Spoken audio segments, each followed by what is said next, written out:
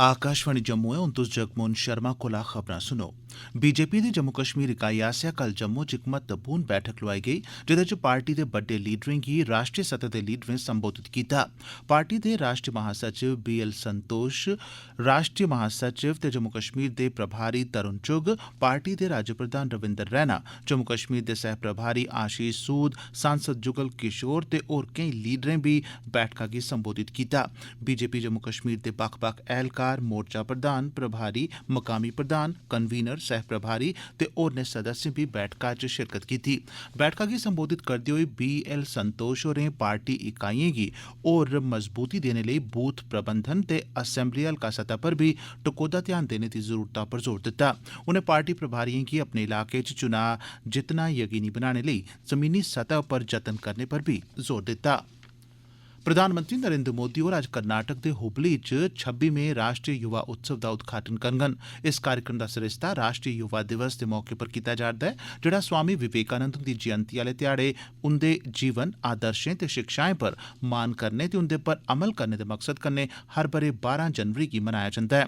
हुबली च एह् आयोजन 12 कोला लेइयै 16 जनवरी तक्कर चलोग, जेह्दा इस बारे दा विशे सार ऐ विकसित युवा विकसित भारत। मुल्खा दे बक्ख-बक्ख हिस्सें थमां आए दे 7,500 कोला मते नौजवान इस उत्सव च शिरकत करङन। उत्सव च G20 कोला लेइयै यूथ 20 दे बक्ख-बक्ख विशें पर चर्चा, विचारें दा आदान प्रदान ते इंदे बक्ख-बक्ख पैह्लुएं पर गौर कीता जाग, जिंदे च नौजवानें गी दरपेश चुनौतिएं दे कन्नो-कन्नी जलवायु परिवर्तन, कम्मै लेई भविक्ख, रमानदारी ब्हाली, कुदरती करोपिएं दा खतरा ते चुनौतियां, सेहत ते आरोग्य ते होर बी केई विशे शामल न। राष्ट्रपति, उपराष्ट्रपति, प्रधानमंत्री ते होरनें केइयें लीडरें अज्ज स्वामी विवेकानंद जयंती दे मौके पर उनेंगी श्रद्धांजलि भेंट कीती ऐ। राष्ट्रपति द्रौपदी मुर्मू होरें आखेआ जे स्वामी विवेकानंद इक ऐसी महान हस्ती हे जिनें अध्यात्म ते देशभक्ति दा मेल करियै भारतीय मूल्यें कदरें दा दुनिया भरै च प्रचार प्रसार कीता।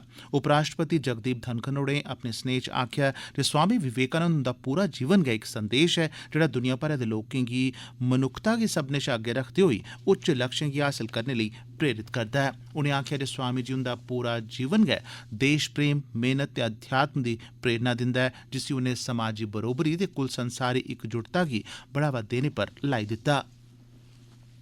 जम्मू कश्मीर च ढांचागत विकास आह्ली माली निगम JKIDFC आसेआ प्रायोजित परियोजनाएं तैह्त हासल प्रगति दा जायजा लैने लेई मुक्ख सचिव डॉ अरुण कुमार मेहता होरें इक बैठक सद्दी, जेह्दे च उनें निगम गी परियोजनाएं गी समें सिर तोड़ चाढ़ने लेई इंदे कम्मै दी रफ्तार च तेजी आह्नने पर जोर दित्ता।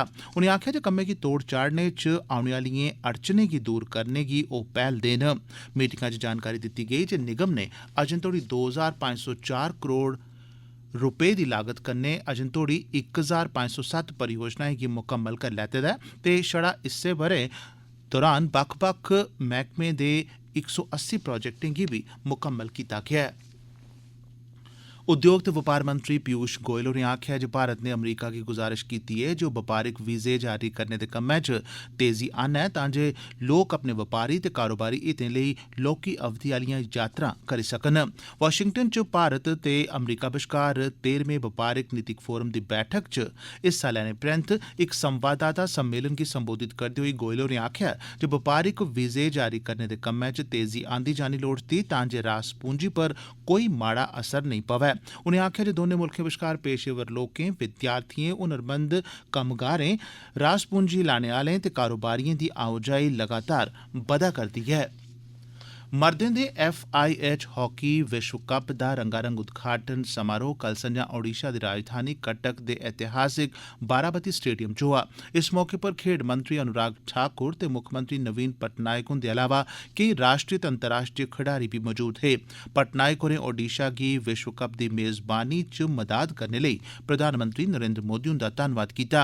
तोआईं केंद्री खेड्ड मंत्री अनुराग ठाकुर होरें आखेआ जे भारत दा हॉकी च ऐतिहासिक प्रदर्शन रेहा ऐ।